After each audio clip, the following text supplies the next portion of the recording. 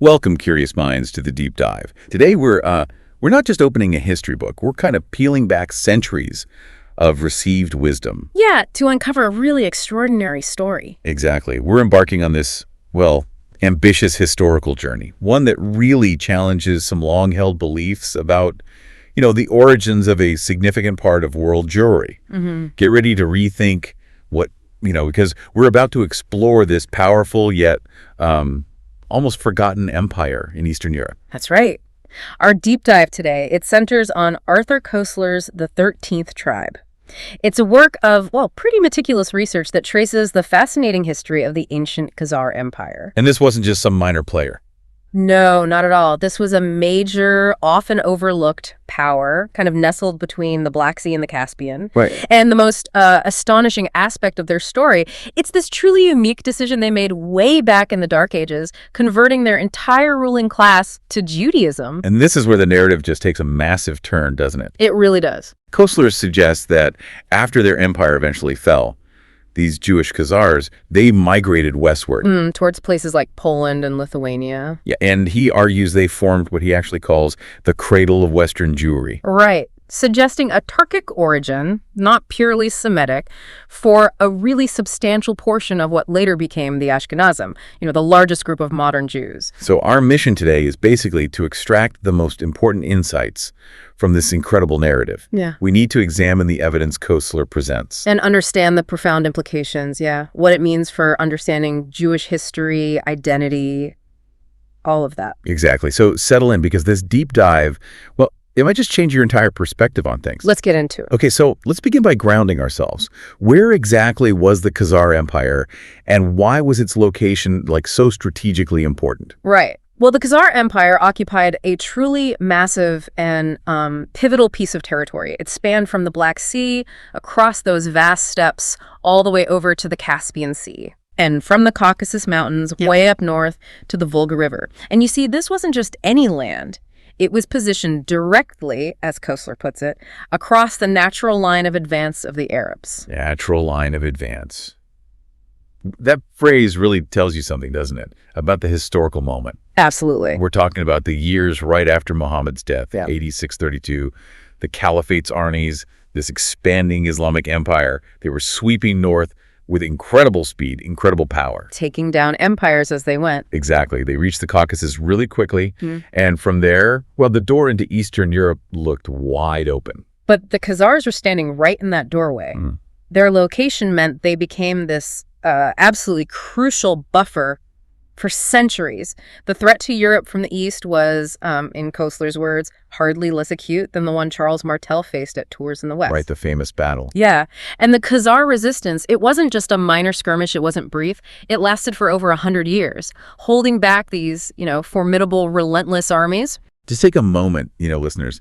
Consider the impact of that. Yeah. If the Khazars hadn't been there, Byzantium, the Eastern Roman Empire, this bulwark of European civilization, it could have been completely outflanked by the Arabs. Totally. That one single variable, it makes you wonder how fundamentally different history might look. Christendom, Islam, the whole map of Europe. It really could have changed everything. Their resistance truly altered the course of history, no question. Okay, so we had the strategic position. Let's dig into their early origins. How did they actually develop? Right, so the Khazars first sort of appear on the European stage around the mid-5th century. Initially, they were operating under Hunnish sovereignty. Oh, interesting, like Attila. Oh, yeah, some accounts, like from the Byzantine historian Priscus, even suggest they might have been an offspring of Attila's horde. He calls them Akatsirs or Uk-Khazars, mentions a chieftain named Karadak. But here's the thing, right? Attila's state, it was like a whirlwind. Appeared, disappeared. Very ephemeral, exactly. But the Khazar kingdom, it lasted for nearly 4 centuries. That's the remarkable part. And Soviet archaeologists, they did extensive excavations, and they uncovered significant evidence of a surprisingly advanced civilization for the time. Not just nomads, then. Not purely. They found traces of villages stretching for miles, dwellings evolving from, circular yurts to more permanent rectangular structures. Yeah. Some even had these galleries connecting them to huge cattle sheds, sheep pens, stables, stuff like that. They found sophisticated ox plows, finely crafted artifacts. It points to a developed culture. So this archaeological record, it really shows a shift, doesn't it? From nomadic warriors to something more settled. Farmers, traders, craftsmen. It's a profound transition, yeah. But what's interesting is they cleverly held on to some nomadic traditions, even from their capital, at Til. Arab sources say that in spring, the court, a big part of the population, they pack up their tents, head out to the steppes with their livestock, or go to their cornfields, their vineyards. So a mix. Settled civilization, but with that migratory heritage still there. Exactly. A kind of pragmatic blend, adapting to their environment and resources. Pretty smart, actually. Okay, so crucial location, impressive longevity. How did that translate into actual power?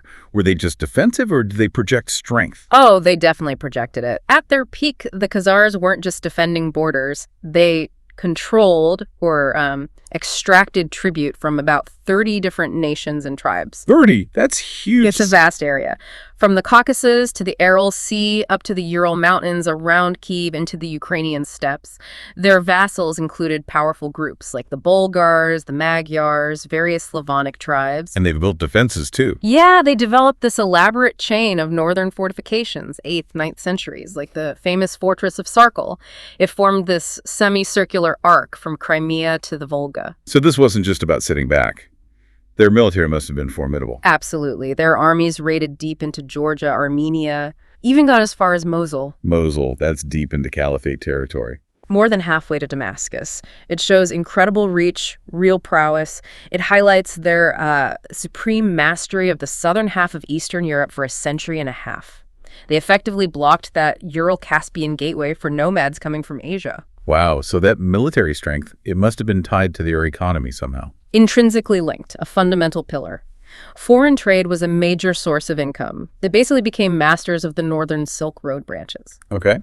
Imagine these huge caravans, like 5,000 men and 3,000 pack animals, constantly moving. Central Asia to the Volga-Ural region, across the Caucasus to Byzantium. And the Khazars taxed this. Oh, yeah. The ruler shrewdly levied a significant 10% tax on all transit goods, slaves included.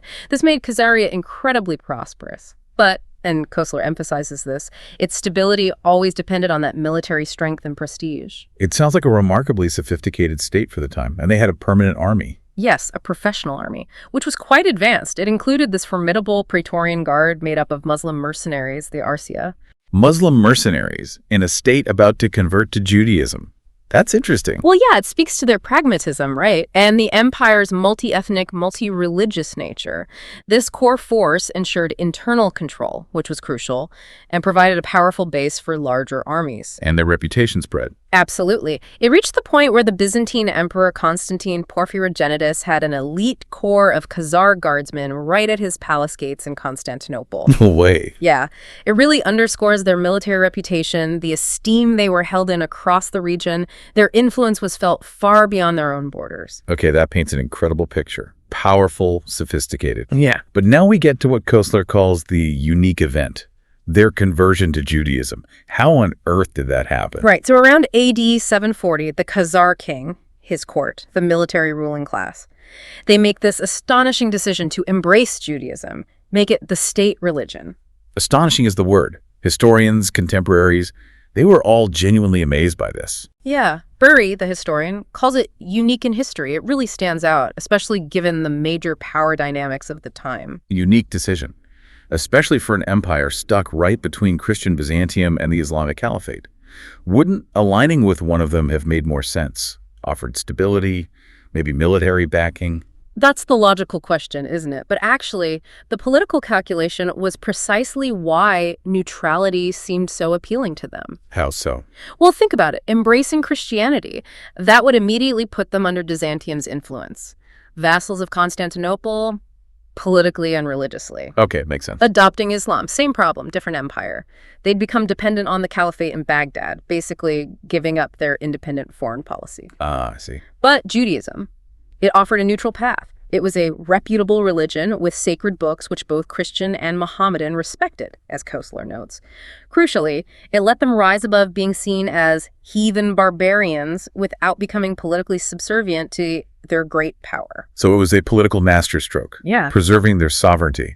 Exactly. Brilliant, pragmatic politics. And what's really interesting here is that the king didn't force it on everyone, right? No, not initially. The sources indicate the masses largely abide in their heathendom, kept their traditional practices. Which really underlines the political motivation, doesn't it? Yeah. At least at first. It wasn't purely about faith for the whole population. Precisely. And it's important to remember, before this formal conversion of the rulers, Khazaria already had Jewish communities for at least a century. Right. You mentioned refugees. Exactly. A continued influx of refugees from religious persecution in Byzantium. Persecution of Jews was rampant there, started way back with Justinian VI in the 6th century. And it got worse. Yeah, it took on increasingly vicious forms under emperors like Heraclius, Leo III, Basil, Romanus, centuries of it. And this wasn't just like social discrimination. It was brutal stuff. Absolutely brutal. Leo III ordered forced baptisms. Often ineffective, sure, but it definitely spurred people to leave. We hear about horrific torture methods like the olive mill thing in southern Italy under Basil, where they literally put people who refused conversion in an olive press. Squeeze them. Emperor Romanus just drove Jews out of the country entirely, which one source ironically calls merciful. Desperate circumstances. It's really desperate. So Khazaria, being relatively civilized, uncommitted, it became a natural haven. A safe place to go. Yeah. And these refugees, they brought skills, a superior culture, trade, administration, scholarship. They undoubtedly contributed to Khazaria's cosmopolitan, tolerant outlook that even Arab chroniclers noticed. And their religious zeal probably played a role too. Their proselytizing zeal, definitely. Fueled by what they'd escaped, it would have found fertile ground, especially at the Khazar court, influencing the elite. Okay, so the stage was set. Political need for neutrality, a growing Jewish presence. But the actual conversion moment itself is shrouded in legend, right? Yeah, obscured by legend is how Koestler puts it. But let's look at some of those accounts, starting with the Arab versions. Arab accounts, like from Damascus in 1327 or al-Bakri in the 11th century, they share some common threads. Damascus says Jews emigrating from Byzantium around Harun al-Rashid's time found this intelligent but uneducated race in Khazaria, offered their religion, and the natives preferred it. Simple enough. Persuasive argument wins. What about al-Bakri? His account adds more drama, more intrigue. He says the Khazar king was initially Christian, but started doubting its falsehood. Okay. His official suggests inviting reps from the 3 Abrahamic faiths for a debate. Crucially, a Jew skilled in argument was already there with the king. Oh. This Jew then outmaneuvers the Christian bishop, who apparently conceded the importance of Moses and the Torah. But here's the twist. Yeah. A Muslim scholar meant to participate was supposedly poisoned on his journey before he could even arrive. Poison, seriously. Well, that's the story al-Bakri tells. It allows the Jewish debater to win the king over without a direct Islamic challenge. Wow, that detail. It definitely adds flair. Highlights potential bias in the sources, maybe. Or just great storytelling. But the core narrative, beyond the embellishments, emphasizes the king's pragmatism. He valued the common denominator of the faiths, avoiding commitment to any one faction that brought political strings. And the fact that Jewish debater was already there suggests a strong influence at court beforehand. Very likely, yes. Okay, now let's unpack the Jewish accounts. The Khazar correspondence between Hasdai ibn Shaprut and King Joseph is a big one, right? Though debated. Huge. And yeah, authenticity is debated, but it's fundamental for the Khazar narrative from their perspective. Hasdai ibn Shaprut, he was a Jewish chief minister to the Caliph of Cordoba, 10th century. Okay. He hears rumors of this independent Jewish kingdom from merchants, Byzantine envoys. He's intrigued, obviously, a sovereign Jewish state. So he writes to King Joseph, asks about his state, government, armies, even to which of the 12 tribes Joseph belonged. Which shows Hasdai assumed a biblical Semitic origin. Exactly. But King Joseph's reply, if it's real, gives a totally different, fascinating genealogy.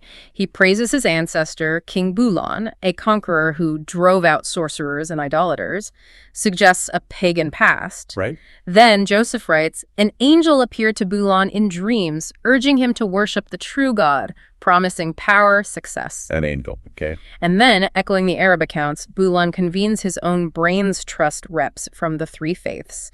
And here's the key bit. He asks the Christian and the Muslim which of the other two religions was closer to the truth. And they both said. Both said the Jews, according to Joseph's letter. Wow. Whether literal truth or legend, that narrative really emphasizes the Khazar claim to chosen status through their own covenant, separate from Abraham. Precisely, and the neutralism principle as politics is there again. Joseph's letter also has this intriguing bit about the angel directing Bulan to hidden treasures. Treasures? Yeah, in Duriela and Ardabil, to build a holy tabernacle complete with an Ark of the Covenant, candelabrum, altar, stuff Joseph claimed was preserved to this day. And that lines up with historical Khazar raids into Armenia, where they might have actually grabbed stuff like that. It aligns remarkably well, yeah. Adds a layer of potential historical basis to the legend. So Bilan's conversion is around 740 AD. Yeah. But was it like full-on rabbinical Judaism right away, or did it evolve? Good question. It seems it evolved. The sources suggest Bulan's conversion was probably an intermediary step, embracing a more primitive or rudimentary form of Judaism based on the Bible alone, maybe excluding the Talmud. Like Karaism, maybe, that sect that rejected rabbinical law. Exactly. That's a strong possibility for that initial phase. It wasn't until Bulan's grandson, King Obadiah, initiated a religious reformation, maybe between 740 and 800 AD, that Talmudic and rabbinical learning were fully introduced. He reportedly built synagogues, schools, assembled sages to interpret the texts, fully integrated rabbinical Judaism into the state. That adds real nuance, doesn't it? A phased Judaization, not a single event. And resistance to those rabbinical reforms might explain things later, like the Kabar rebellion we'll get to. It certainly suggests internal religious dynamics, maybe tensions. Yeah, it deepens the picture significantly. Not a monolithic conversion at all. Okay, so we understand their rise, their conversion. Let's explore Khazar society itself. What was it like, and how did they deal with all those tumultuous neighbors? What about their government? It sounded unique. It really was. They practiced this fascinating dual kingship. On one side, you had the great Kagan, a divine, sort of venerated figure. Sacred. Yeah, very much so. Secluded from the people, only appeared publicly like once every 4 months. His spiritual well-being was tied to the realm's fate, almost symbolic. And the other king? That was the Kagan Bek, or Melik Khazar. He held the actual effective power to manage armies, manage state affairs, appeared in public, led in war, the practical ruler. It's like that chess analogy you mentioned in the outline, right? The Kagan is the king, vital, protected, limited movement. The Bek is the queen, powerful, dominates the board, makes the moves. That's a great way to put it. Highlights that sacred versus practical military division of power. But how did they maintain that balance? And what about the Kagan's power? Was it absolute if he was divine? Not entirely. And this underscores his constrained role, despite being divine. There are accounts of ritual regicide. Ritual regicide, like killing the king. Yeah. Ibn Fadlan and Istakri mention his rule might be limited to 40 years, or he'd be ritually choked to determine his reign's length. Practices similar to the Kokturks and other steppe peoples. Wow. It shows these deep-seated ritualistic aspects were still there, even after adopting monotheism. The Kagan was sacred, but his power was tied to the realm's well-being, sometimes by brutal custom. Okay. What about their social structure, their laws? How did they manage such a diverse empire? Different ethnicities, religions, especially compared to their neighbors. Well, their capital, Itil, on the Volga, was remarkably tolerant, especially for the Dark Ages. It had separate quarters for Muslims, who were even governed by their own Muslim official. No interference from the Bek. Yeah. The king and court lived on another riverbank. And crucially, no evidence of religious persecution after their conversion to Judaism. Stark contrast to Byzantium or early Islam. That's impressive. The Jewish Encyclopedia even praised Khazaria's just and broad-minded administration, even if maybe that was only partly true. And their legal system was pluralistic. Judges from each major religion, Jews, Christians, Muslims, even pagans, handled disputes within their own communities. That sounds incredibly progressive, a sophisticated way to keep the peace. Very much so. And speaking of contemporaries, let's bring in Ibn Fadlan. His journey in 921 AD gives this incredibly vivid, though maybe not always flattering, picture of the world around Khazaria. It really makes Khazaria stand out, doesn't it? Oh, absolutely. He traveled to the Volga Bulgars, who were under Khazar control. And his fastidious nature means he recorded details that show this stark contrast between Khazaria's relative order and the rough lives of its neighbors. But his info on the Khazars themselves was secondhand. Mostly, yeah. And biased. Came largely from the Bulgar king, who understandably feared his Khazar overlords. But his direct observations of other tribes, fascinating. Maybe a bit shocking to us now. Yeah, this is where we see Khazaria's sophistication against the backdrop. Tell us about these neighbors. Ibn Fadlan wasn't easily impressed, was he? Definitely not. The Goose Turks, for example. He called them ugly in build, dirty in appearance, contemptible in manners. Ouch. He tells this story where one Goose Turk stops a huge caravan, 5,000 men, 3,000 animals, demands bread, insults the Khazar viceroy, unheard of for an Arab official. Just one guy. Yeah, and their decision-making baffled him. He said even the humblest and lowliest could disrupt a decision, very democratic or chaotic, depending on your view. And their personal habits. Yeah, women wore no veils, apparently scratched their private parts publicly, which disgusted Ibn Fadlan, though adultery was punished severely, splitting the person in two with bent trees, and sanitation. He claimed they refused to wash, especially in winter. He probably needed a long bath after visiting them. Good grief. Yeah. That's quite a picture of cultural difference. What about the other tribes he met? Well, the Bashkirs, he said, shave their birds and eat their lice. Eat their lice. Found them delicious, apparently. The Bulgars had this gruesome punishment for manslaughter. Put the guy in a birchwood box, hang it between two poles between heaven and earth to rot. Yikes. And they had a custom of hanging overly clever men on trees. Maybe human sacrifice, maybe getting rid of innovators. Who knows? And the Rus, the Vikings? Ah, yes, the Rus. He called them the filthiest creatures of the Lord, complained about their communal washing habits, everyone using the same basin for face, hair, spitting, nose blowing. Okay, enough detail. But yeah, these visceral descriptions, they really make Khazaria's relative modernity and tolerance pop, don't they? In a very rough neighborhood. That one puts it in perspective. All right, shifting gears slightly. Let's revisit Byzantium. They had this complex relationship, didn't they? Dynastic marriages, political plots. Oh, yeah, deep and intricate. The Khazars had significant influence even over the East Roman Empire itself. There's that gory tale of Emperor Justinian II. Cut off nose. Matus, yeah. Banished to Khazar-ruled Cherson. He marries the Khazar Kagan's sister Theodora, then plots to get his throne back. Right. The Kagan, Busir, gets bribed by the new emperor to assassinate Justinian, but Theodora warns her husband. Good for her. Yeah. Justinian then personally strangles the two would-be assassins, finds new allies, and eventually retakes his throne. That's incredible drama. The Kagan having that much potential sway over who sits on the Byzantine throne, it really shows their geopolitical importance. Absolutely. They were major players. These dynastic marriages weren't just symbolic. They shaped succession, triggered wars. We hear about a Bulgar king asking the caliph for help because the Khazar king took his daughter by force. High stakes. Very. Another story. A Barmecide governor marries a Khazar princess. She dies in childbirth, allegedly poisoned. This leads to a massive Khazar invasion of Armenia, 50,000 prisoners taken, shows the constant suspicion, the potential for conflict in these alliances. Okay, now a new threat emerges. 9th century. The Rus, the Vikings, how did they fit into this picture? The Vikings, yeah. Rus to the Byzantines, Varangians to the Arabs, they explode onto the scene, raiding, trading all across this huge arc from Iceland to the Caspian. A formidable new power. And their relationship with the Khazars and Byzantines was complicated. Incredibly complex, swung between trade deals, embassies, and just savage wars. They were unpredictable. Initially more predatory raids, forced commerce, then later more settlement. And these weren't small raids. The sources talk about huge fleets, 500 ships on the Caspian, hundreds besieging Constantinople. Yeah, terrifying. The Byzantines desperately needed the Khazars as a shield against these northerners, just like they needed them against the Muslims earlier.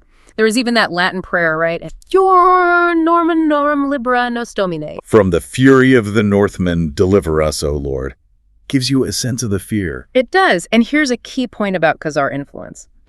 They guarded the mouth of the Volga, basically stopped Rus fleets sailing down into Arab lands. A vital role for the south. So they were protecting the caliphate from the Vikings, in a way. In a way, yes. But what's even more striking, the Rus actually adopted the Khazar title Kagan for their own rulers, Kagan Rus. No way. Yes. And they even imitated the Khazar dual kingship system.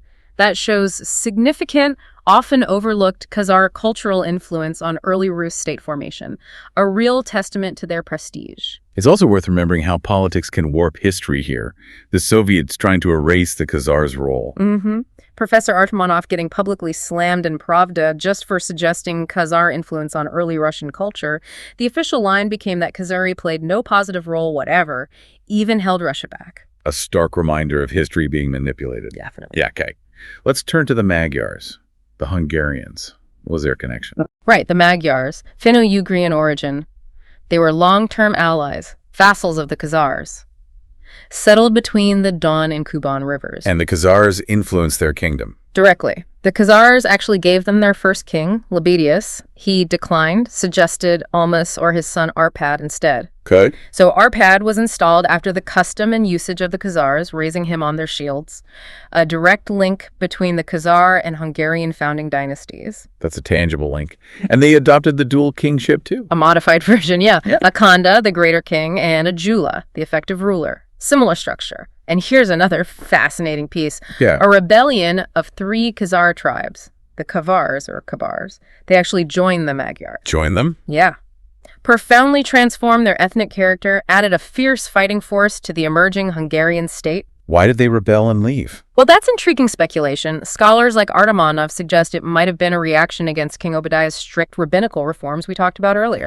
The move towards Talmudic Judaism. Exactly. If these Kabars followed a different kind of Judaizing religion, maybe closer to the original conversion, or like the Karaids who rejected rabbinical law, that could explain the split. So internal religious divisions might have led to this major secession and migration, adds another layer of complexity. It really does. Shows it wasn't a homogenous empire. There were always internal tensions. Okay, so we've seen the rise, the unique culture, the complex relationships. But empires fall. Yeah. What brought down the Khazars? A major factor, no surprise, was the relentless pressure from the Rus. After losing Kiev around 862, and with the Magyars gone to Hungary, the Khazar Empire faced increasing encroachment, especially the Rus pushing down the Volga into the Caspian. Threatening those vital trade routes. Exactly, which were central to their economy. And remember, control meant the Rus had to pay that 10% customs duty. A double insult to pride and pocket, as Koestler puts it. Right, so the Khazars were caught. Let the Rus raid Muslim lands. That jeopardizes relations with the Caliphate. Stop the Rus. That means war with these powerful, aggressive Vikings, a real bind. A no-win situation. Pretty much. And this tension exploded in 912, 913 AD. A huge Rus fleet, Masudi says, 500 ships, each manned by 100 persons, sails into the Caspian. 500 ships, that's massive. Huge. They plunder cities all around the Caspian, Gilan, Jurgen, Tabaristan, even sack Ardabil way down south. And the Khazars. Initially, the king let them pass through in exchange for half the loot on the way back. Risky deal. Very, because then his own Muslim mercenaries, the Arsia, put immense pressure on him. You let them attack fellow Muslims, they demanded retaliation. He was forced to act. Seems so. It led to a bloodbath. The Rus were ambushed on their return trip, massacred. Wow. This whole episode, it shows that delicate balancing act, doesn't it? Trying to manage powerful neighbors, internal factions. And it maybe points to something deeper, too. Koestler mentions one source suggesting an emotional commitment to the fate of Jews in other parts of the world. Perhaps that influenced their later decision to fully deny the Russians access to the Caspian. Which would have definitely escalated tensions, put them right in the Russ's path. Yeah. A strategic gamble with huge consequences. And the decisive blow came in 965 AD. Prince Sviatoslav of Kiev. Sviatoslav. He utterly defeated the Khazars, took their city Bielorvyeza, devastated the capital, Itil. That's widely seen as the moment the Khazar Empire broke up as a major power. And ironically, the Byzantines had switched sides by then, allied with the Rus against the Khazars. Yeah, the old Khazar-Byzantine alliance crumbled, replaced by a Byzantine-Russian one, which, in hindsight, was incredibly short-sighted by Byzantium. Well, so? Well, they replaced a stable, known buffer state, the Khazars, with a new, unpredictable power, the Rus. Kiev couldn't really guard Eastern Europe the way Itil had. It declined pretty quickly after Sviatoslav. Creating a power vacuum. Exactly, which opened the door for new waves of nomadic invasions, Pechenegs, Cumans that plagued Europe for centuries. So the fall of Khazaria had wide ripples, though Itil itself wasn't completely wiped out immediately. Right. Ibn Hakel talks about utter destruction, but Itil was mostly tents, wooden houses, easily rebuilt. The Khazar state, though much weaker, actually survived in some form for at least another 200 years. Until the Mongol. Until the Mongol invasion in the mid-13th century. That was the final irreversible blow. So, with the empire declining, falling, Yeah. what happened to the people? Where did the Khazars go? A general mass migration began. Khazar tribes, communities moving westward, into Eastern Europe. Where specifically? Primarily Poland, Lithuania, Hungary. This exodus, Koestler points out, happened long before Jerusalem's destruction for the ancient Hebrews. It's a distinct, non-Semitic migration pattern often missed in traditional Jewish history. And like the Semitic tribes, they were traders, travelers, used to living at crossroads. Exactly. Positioned at focal junctions of trade routes, predisposed them to be enterprising travelers. And their exclusive religion, Koestler argues, fostered a tendency to stick together, establish their own distinct communities wherever they settled, preserving their identity. That connects them to later diaspora patterns. Mm-hmm. So besides that main migration, where else did Khazar communities end up? Well, in Hungary, for instance, Khazar Jewish influence is relatively well documented, even after the Khazar migration integrated into Magyar society. How do we know? The Golden Bull of 1222, Hungary's Magna Carta, basically. It specifically forbade Jews from being mitmasters or tax collectors. Which implies that many had held those powerful positions before. A prominent figure was Count Tika, a Jewish Khazar. He was King Andrei II's custodian of revenues, described as a financial and diplomatic genius. wow. That's significant influence for a supposedly forgotten people. Mm-hmm. What about closer to home? Crimea, Caucasus? Yeah, some groups remained, formed Jewish enclaves like the Mountain Jews, the Dadchafuti in the Caucasus.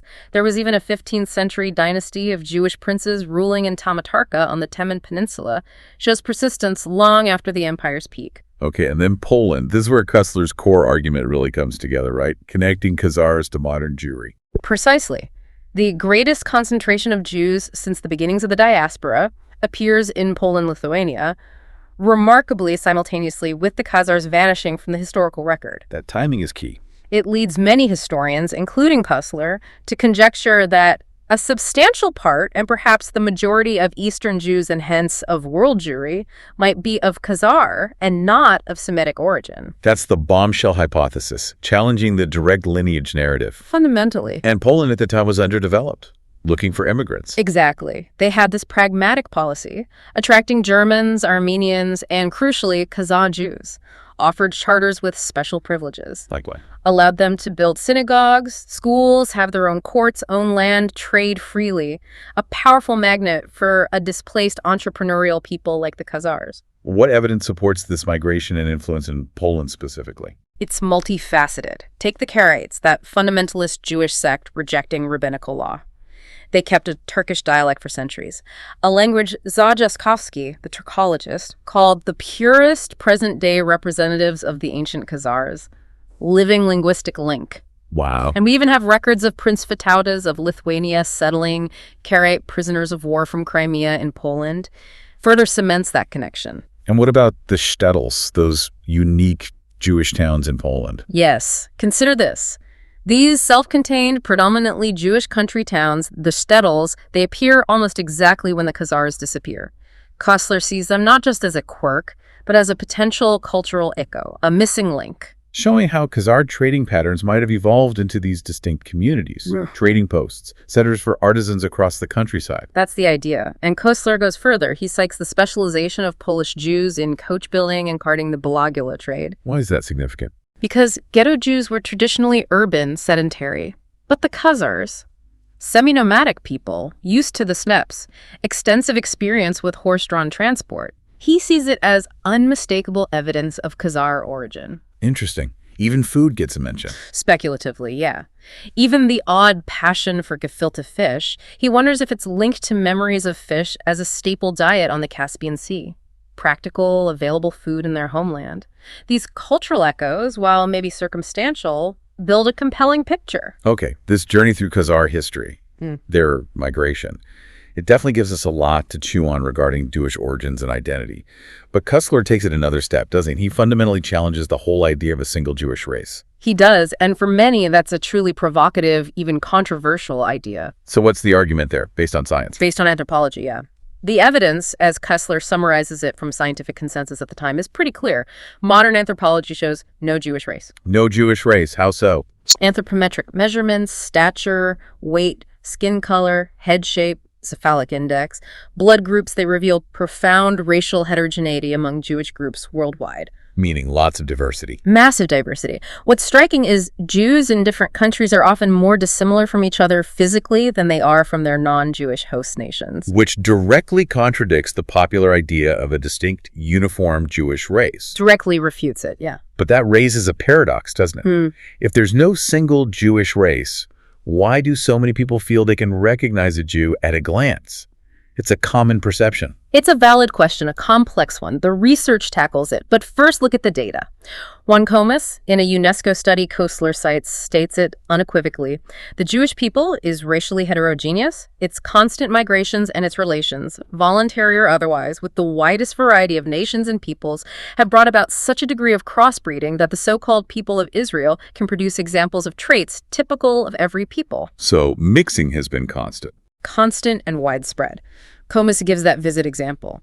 The rubicund, sturdy, heavily built Rotterdam Jew versus the Salonika Jew with gleaming eyes and a sickly face and skinny, high-strung physique shows the profound diversity. So the idea of a universal, biologically distinct Jewish look is just wrong. Scientifically. It's a scientific misconception, yes. It shifts how we think about what a people even means over long historical stretches. So what did cause all this diversity, this heterogeneity? Researchers point to several factors, mainly miscegenation genetic mixing. Through voluntary intermarriage, large-scale conversions into Judaism, and sadly, involuntary mixing through rape during wars and pogroms, all these introduced diverse genes over millennia. Let's unpack intermarriage first. That's a long history. Yeah. Even biblical times. Surprisingly long and consistent, yeah. Even in the Bible. Abraham cohabited with Hagar, an Egyptian. Moses married a Midianite. King David's mother was a Moabite. Solomon loved many strange women. Despite the prophets objecting? Yeah, prophets thundered against it, but promiscuous Israelites were not deterred, as Koestler puts it. This continued into the Roman Empire. Jewish proselytizing peaked then, converted many Roman patrician families, large populations in Greece, Antioch, Egypt, Cyprus. So these communities often started with non-Jewish origins adopting Judaism. Often, yes, meaning Jewish communities were already quite mixed genetically, even before the main diaspora movements. Then in medieval Europe, you see all these church prohibitions against mixed marriages, Council of Toledo, Lateran councils. Which proves they were happening, right? Otherwise, why forbid them? Exactly. Robert von Grain, that Hungarian archbishop, complained to the Pope in 1229 that many thousands of Christians were being lost to the church through marriage to Jews. Shows how widespread it was.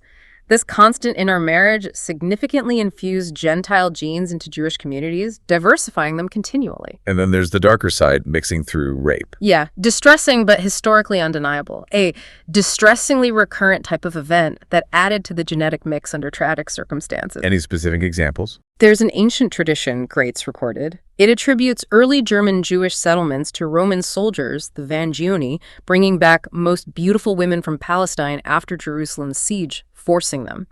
Well, the children, raised Jewish, supposedly founded the first communities near Worms and Mayence. Grim, and in Eastern Europe. Fishberg notes, Cossacks commonly raped Jewish women during attacks. It was so prevalent the Council of the Four Lands, the Jewish governing body in Poland, had to issue rulings in 1650 about children born from Cossack fathers during captivity.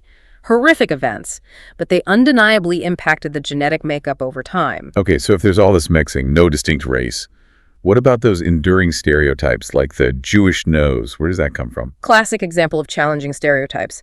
The Jewish nose aquiline, hooked. It's a common image. But Fishberg's big study of New York Jews, only 14% had hooked noses. 57%, the majority, were straight-nosed. Only 14%, wow. Yeah. And what's more, among true Semites, like purebred Bedouins, this hooked nose does not seem to occur at all. And where is it common? It's frequently found among Caucasian tribes, Armenians, Georgians, also in Asia Minor, and Mediterranean Europe. It's a regional feature, not an ethnic or racial one specific to Jews. Okay, so back to that paradox. Yeah. If it's not biology, what are people seeing when they think they recognize a Jew at a glance? It means it's not one single biological marker. The perceived Jewish look is more of a gestalt perception, a composite. Features like lips, hair, eyes, yes, but also expression, posture, maybe even dress historically. A combination of things. Exactly. Ripley and Jacobs had this theory of nostrility, a peculiar tucking up of the wings of the nose, not actual hooking, creating the impression of a hooked nose.